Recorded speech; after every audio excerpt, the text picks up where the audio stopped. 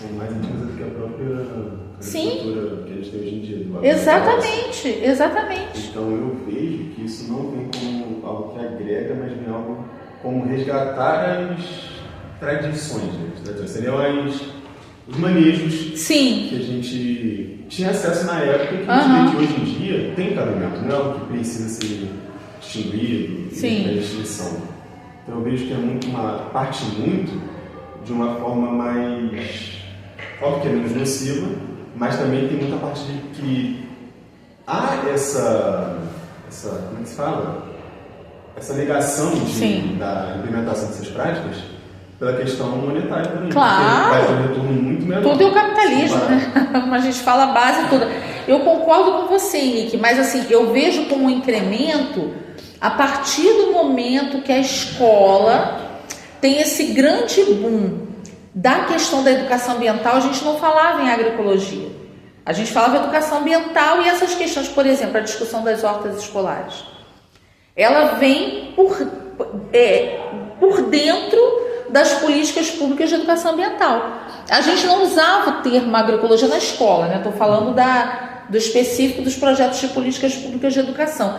A gente falava agroecologia era um tema, não era o tema. E hoje eu vejo que se diluiu muito a questão da educação ambiental e eu ainda vejo um respiro dessa discussão nas discussões da agroecologia, que é esse resgate, concordo plenamente com você.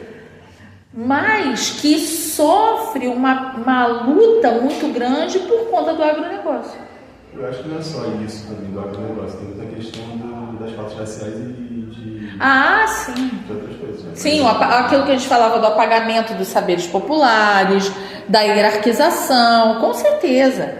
Né? Hoje a gente tem isso, mas eu ainda vejo na agroecologia assim, um respiro, sabe? Assim, a gente está quase todo submerso, está com o narizinho lá de fora. Eu acho que a agroecologia pode ser essa boia onde a gente tenta dar, né, uma oxigenada, né, nesse movimento da educação ambiental e da educação socioambiental que está muito diluído. Eu tenho visto cada vez menos a gente enfrentando, a gente parece que as coisas, por isso que eu falo dos temas efêmeros, né? O que acontece? A gente teve década de 90, início dos anos 2000, uma forte discussão sobre a questão ambiental. Aí, quando vem a discussão da crise climática que a gente está falando agora, é como se isso fosse uma discussão inovadora, que a gente não tivesse essa estrutura histórica que a gente está aí desde a década de 70 discutindo. Por isso que eu acho tão importante vocês, professores de ciências, de biologia, de ciências agrícolas, de ciência agrária, vocês terem noção dessa estrutura histórica. Eu acho que isso é fundamental. Porque senão parece que é algo que a gente está inventando a roda. Oba, agora vamos falar sobre emergência climática. Mas de onde vem isso?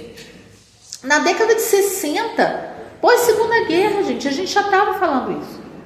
Isso é uma discussão que ela não é nova, se a gente for contar, né, no tempo cronológico, mas ela não é recente, inovadora. Ela é uma discussão que a gente já vem fazendo. E é uma coisa que eu que já estou, né, já aí com, né, bem mais tempo que vocês, já cada vez que eu pergunto a idade de vocês eu me espanto, né? Eu falo, meu Deus, eu realmente estou ficando velha.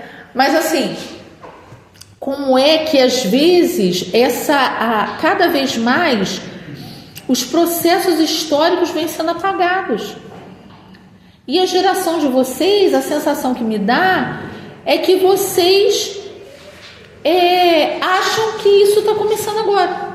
Quando eu converso com a galera da idade de vocês, assim, eu não vejo uma referência ao processo histórico. Isso me assusta, porque a gente entender, né, que a gente vem lá de 72 com uma primeira discussão, a gente está em 2025, né?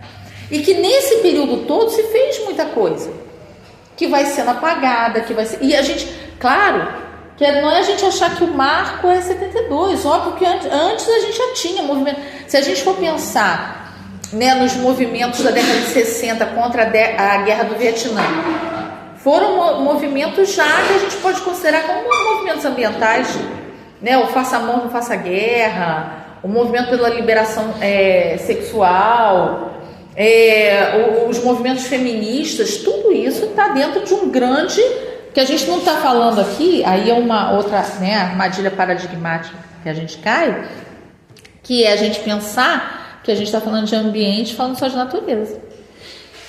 A gente não está falando só de natureza. Quando eu falo que a gente teve, né, por exemplo, década de 60, o grande movimento, né, do Faça Amor, Não Faça Guerra, o movimento hippie,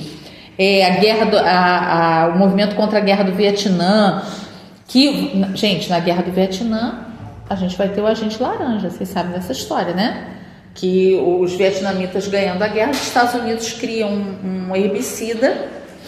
E qual era a grande estratégia dos vietnamitas? As florestas, eles tinham um vasto conhecimento da floresta, as florestas eram densas. Então eles conseguiam se organizar com esse vasto conhecimento da floresta. Os Estados Unidos fazem o quê? Agente laranja, um herbicida poderosíssimo, e pulverizam as florestas vietnamitas com agente laranja.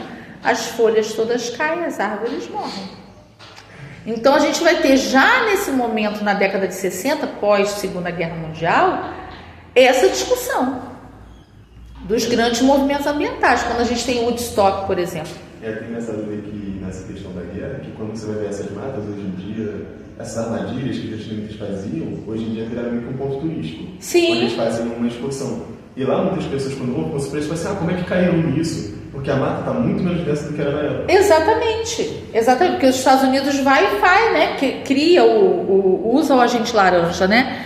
E aí você vê que como é que as questões do poder econômico, as questões do capitalismo, das guerras, das lutas, né? Porque é tudo pautado na questão econômica, elas vão marcar e vão pautar a discussão ambiental.